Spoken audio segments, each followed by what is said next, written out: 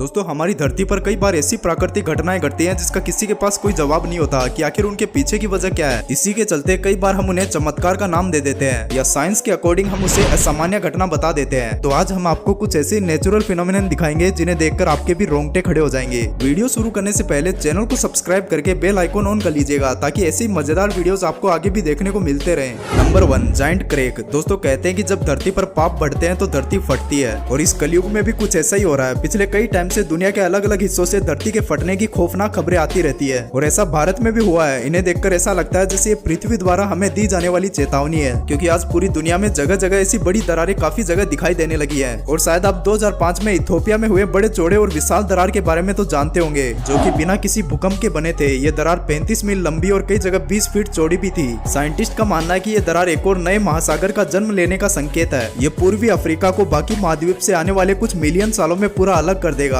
ऐसी दरारें कई जगह देखने को मिलती रहती है। साइंटिस्ट का कहना है कि ये सब पृथ्वी के अंदर की जकड़ कमजोर होने की वजह से हो रहा है और धरती की टेक्टोनिक प्लेट्स का मूवमेंट भी इसकी बड़ी वजह है। Number 2, lake नेट्रोन। तंजानिया में मौजूद ये एक ऐसी झील है जहाँ मशहूर है कि ये झील अपने ऊपर से गुजरने वाले परिंदों को पत्थर में बदल देती है। इस झील में आप आसानी से परिंदों के स्टेचू देख सकते हैं जो कि मरने के बाद स्टेचू में बदल गए। कोई भी आज तक ठीक से ये बात नहीं जान पाया कि इस झील के ऊपर से गुजरने वाले बर्ड्स इस झील में क्यों गिरते हैं, लेकिन कुछ एक्सपर्ट्स का कहना है कि लेक के रिफ्लेक्टिव नेचर ने उन्हें अपनी तरफ खींचा होगा और इन बर्ड्स के पानी में गिरने के बाद पानी में सोडा और नमक की मात्रा ज्यादा होने की वजह से इन परिंदों की डेड बॉडी स्टेचू में बदल गई होगी।